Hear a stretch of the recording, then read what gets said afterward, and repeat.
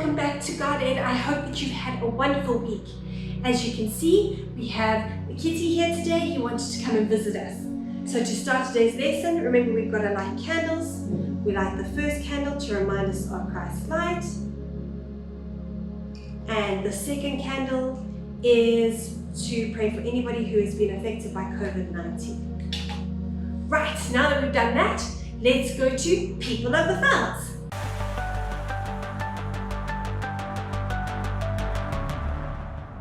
God wanted to deliver his people from Egypt. Pharaoh, the king of Egypt, was stubborn. God had a way to make Pharaoh let the Israelites leave their slavery. One night, the firstborn child in every family died.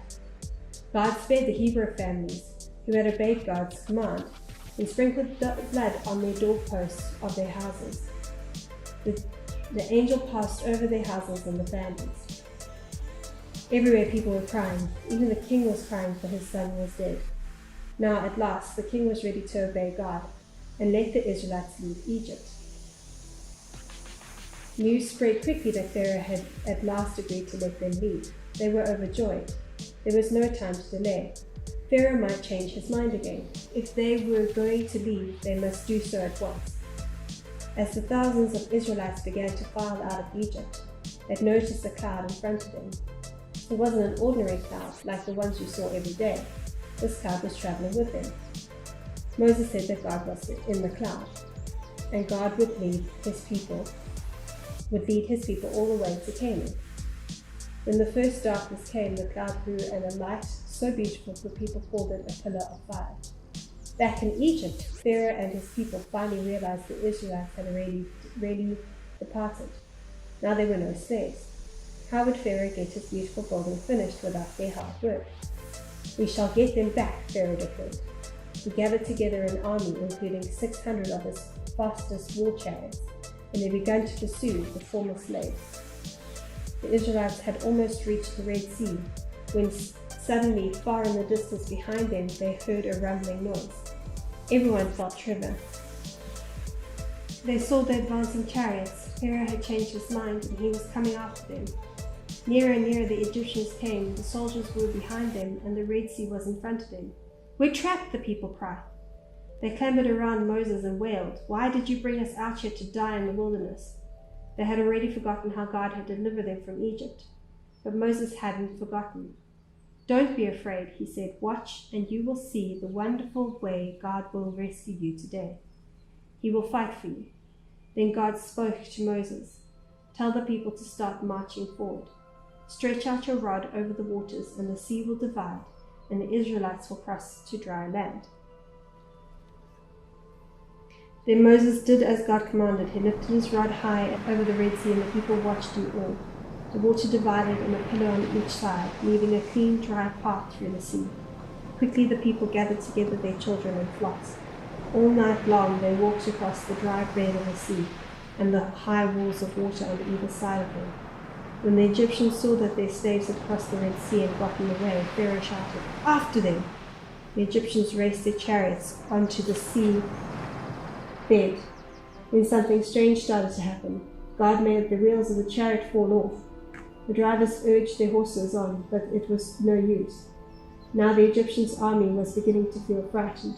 "Let's go back," they called to each other. But it was too late. God told Moses to stretch his rod over again. Moses obeyed. With a mighty roar, the waters came crashing down, catching the Egyptians' army by surprise and destroying it. Then Moses and the people sang a song. "I will sing unto the Lord, for he has triumphed gloriously. The horses and the rider hath he thrown into the sea. The Lord is my strength, my salvation." God had saved his people again. They shouldn't have complained. They should have trusted God. He would have helped them as long as they obeyed him and trusted him. If we trust God and learn not to complain, we'll not only make God happy, but he will help us in times of our need. The Israelites were trudging across the hot, dusty desert towards Canaan, the land God had promised to give them. The land was brown and dry. In fact, they couldn't see any water anyway. They carried water to drink, but their jugs were almost empty. What would happen when their water was finally gone? They began to worry and to complain. I'm tired of all this walking, they said. I'm hot, said another. I'm thirsty, still said another. On and on the people walked, following the white cloud in the sky. Their mouths were dry and their throats parched. It was bad enough to be hungry when you are trampling through the dirt, parched country, but it was far worse to be thirsty. Everyone longed for a drink of cool water.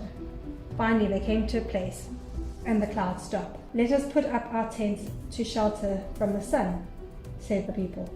Then we will look for water. They looked and looked everywhere, but they couldn't find any.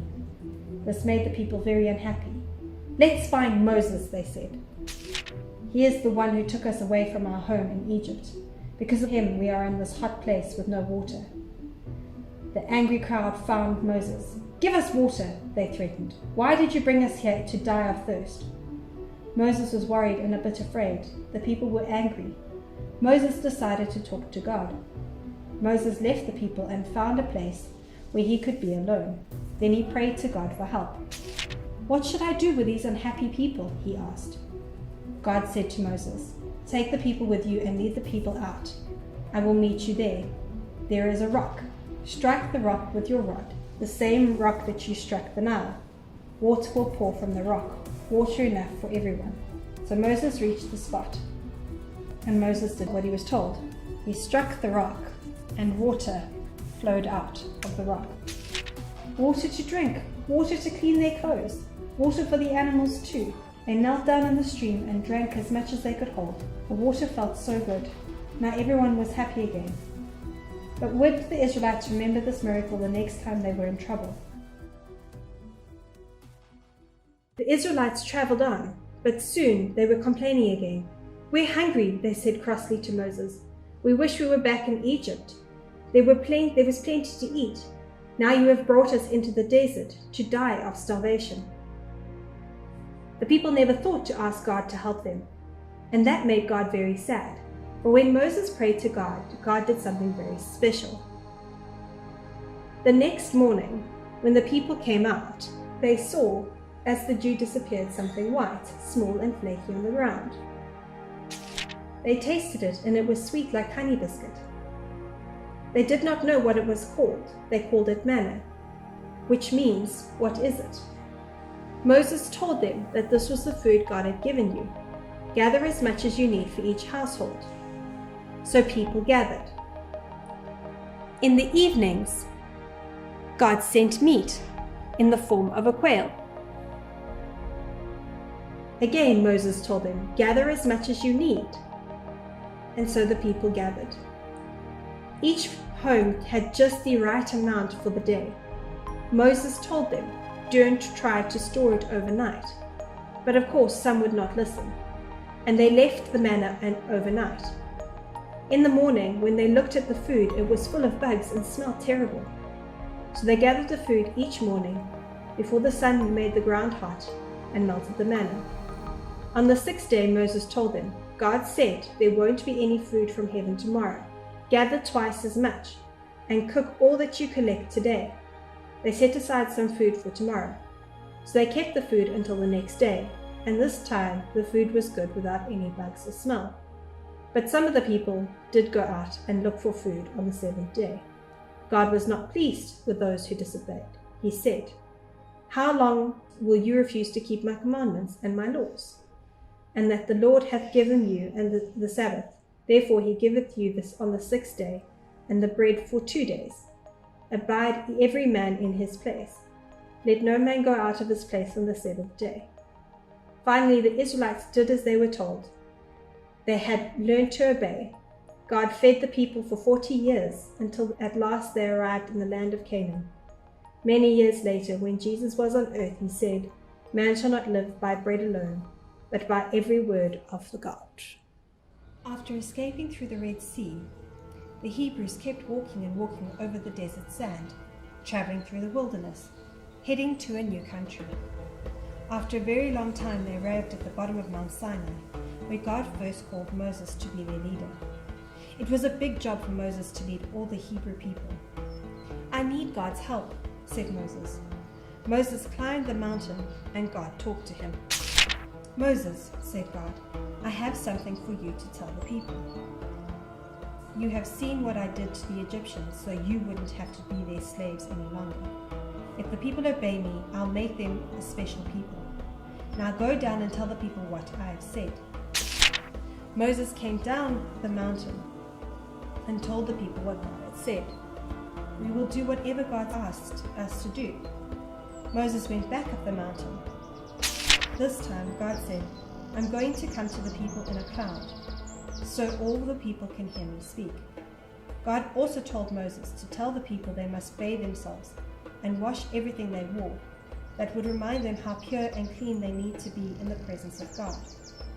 He also told Moses to tell the people that no one could come near the mountain or touch it, or they would die. God told Moses the people should stay away from the mountain until they hear the sound of a long trumpet blast, and the people were to come to the base of the mountain. By the third day, everyone was ready and dressed in clean clothing. Suddenly, a crash of thunder rolled in, louder than anything they could have ever heard. Lightning flashed, and a huge cloud descended upon the mountain. Then a long trumpet blast echoed through the mountain. Moses led the people out to the camp to meet God, and they stood at the foot of the mountain. Then miraculously, God's presence covered the mountain like a cloud of smoke. It bellowed into the sky, and the whole mountain shook, and with a great earthquake, the trumpets blasted and grew louder and louder. It was an awesome sight. The people trembled in fear. And God spoke all these words, saying, "I am the Lord thy God, which has brought thee out of the land of Egypt, out of the house of bondage." Then he declared his laws to people. They are called the 10 Commandments. The first commandment, said God, is to worship no other gods but me.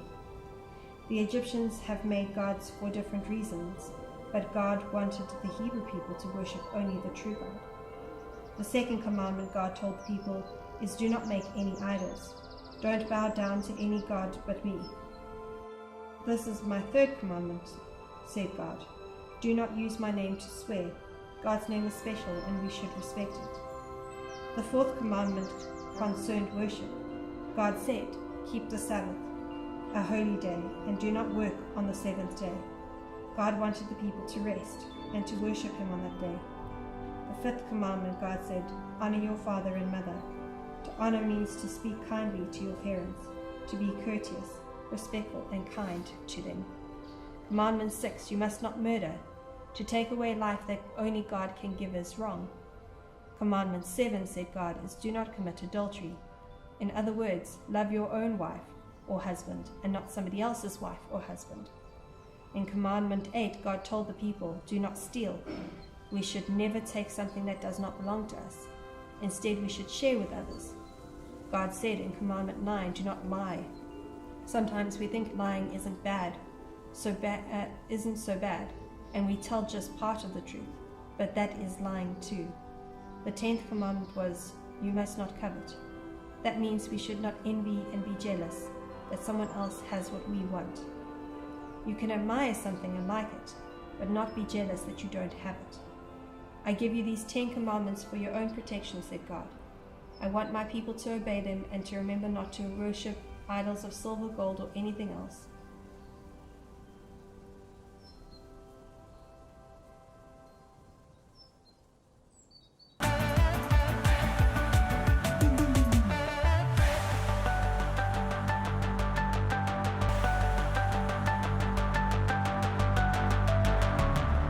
So we've now heard the story over the last couple of weeks, and we've just recapped all of that, what we've learned through People of the Veld today, about how the Israelites come out of Egypt and they go into the desert and they complain and they get upset and God provides.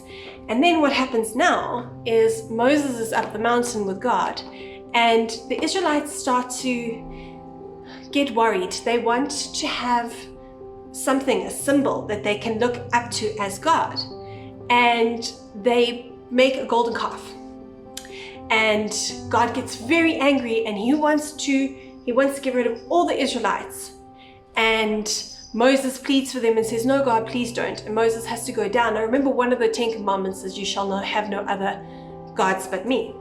And so they've made this idol, this god, so they could worship it. And God is very upset because he's done all the stuff for the Israelites, and the Israelites still do this.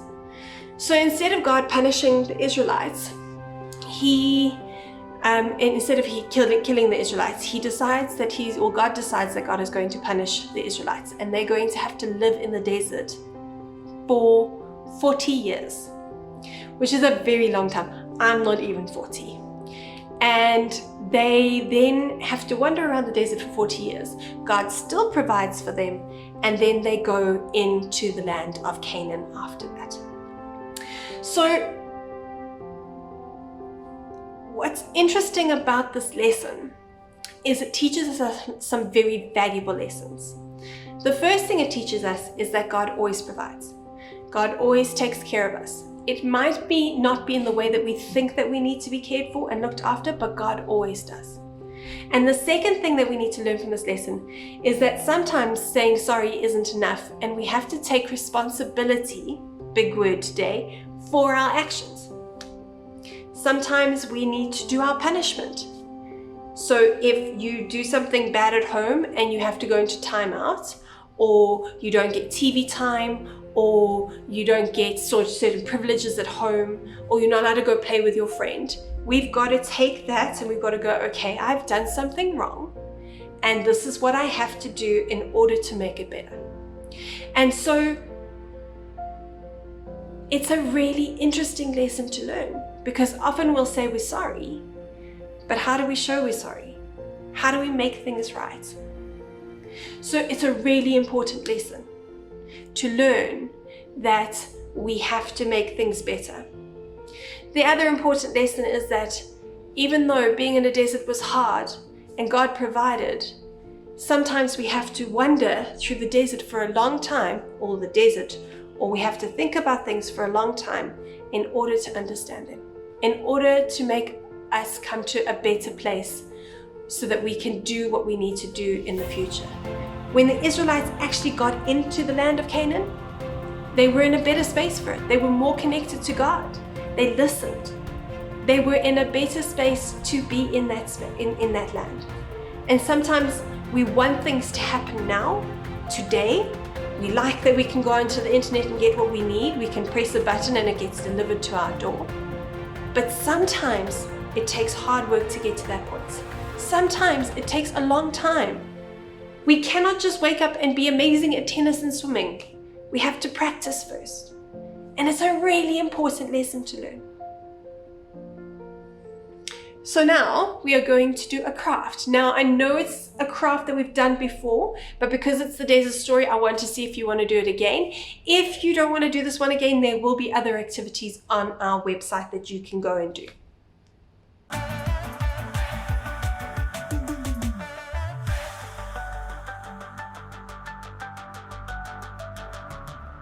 Okay, so what you're going to need for today's craft is a paper plate. If you don't have a paper plate, just some cardboard.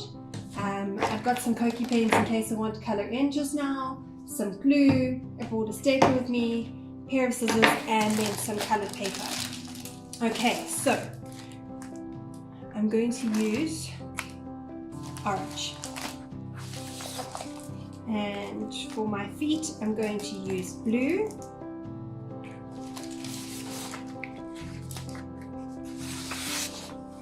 Okay, so what you got to do first is,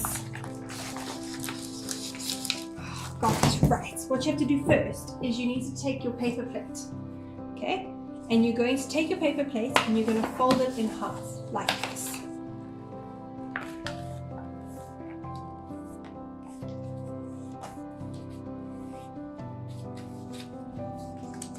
Now, if you don't have different color pieces of paper, that's okay. You can draw on this, but that's the body of your quail. Now, I'm going to draw my feet.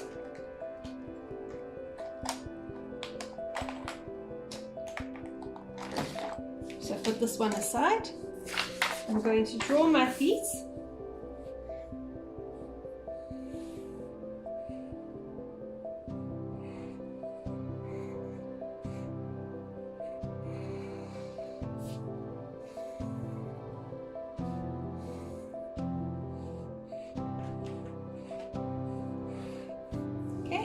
So I drew my feet, and now I'm going to cut them out. And you can draw your feet whichever way you want to draw them.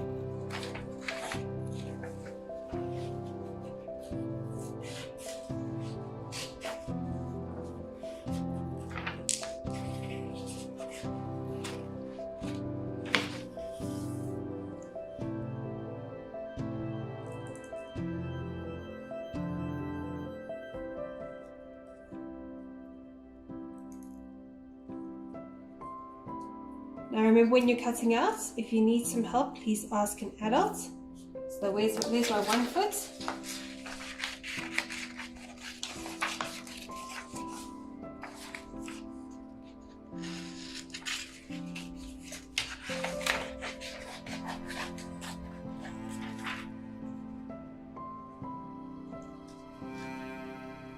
There's my other foot, almost there.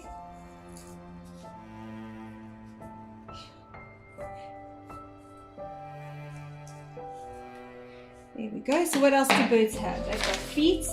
They need a wing, don't they? So I'm going to put my feet aside. So I'm going to draw myself a wing.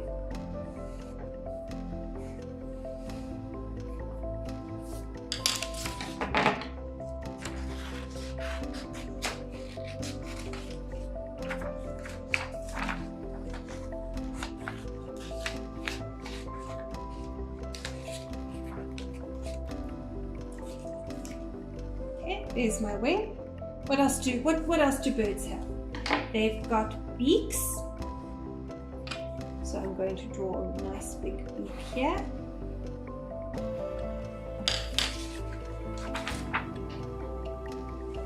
And Mrs. Meow is back. Hi, Baba.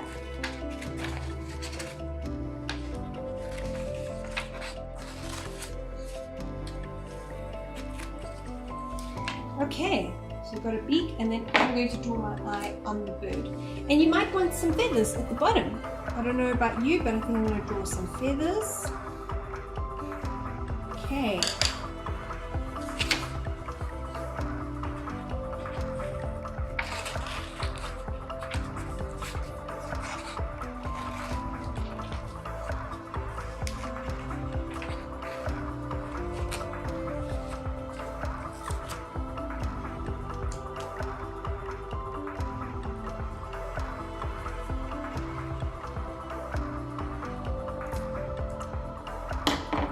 Okay, so first things first, I'm going to take my feet and I'm going to glue them onto the inside of my paper plate.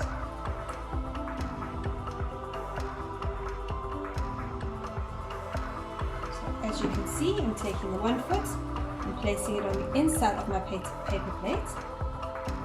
Okay, and I'm going to do the other side now.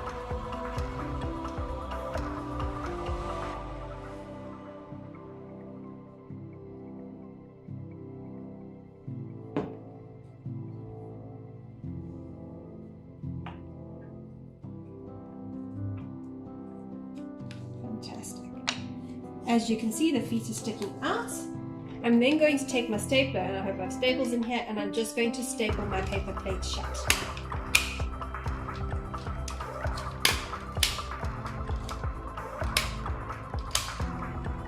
Right, now I'm going to take my tail, I'm going to glue it.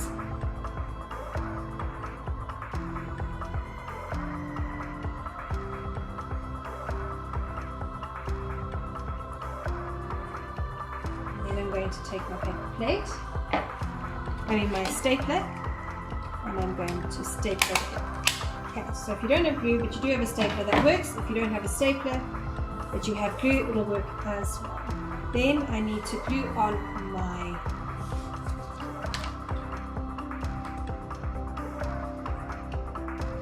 beak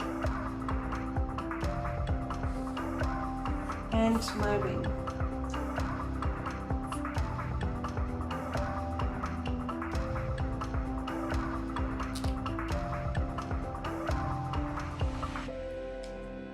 And I'm going to draw on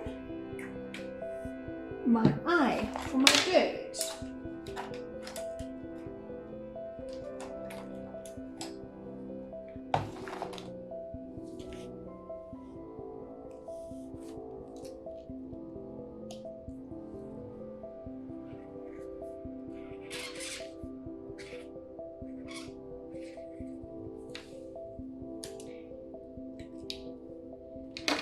And there you have it. I would love to see how you do yours. You could do spots. I think I'll do some pink spots on mine.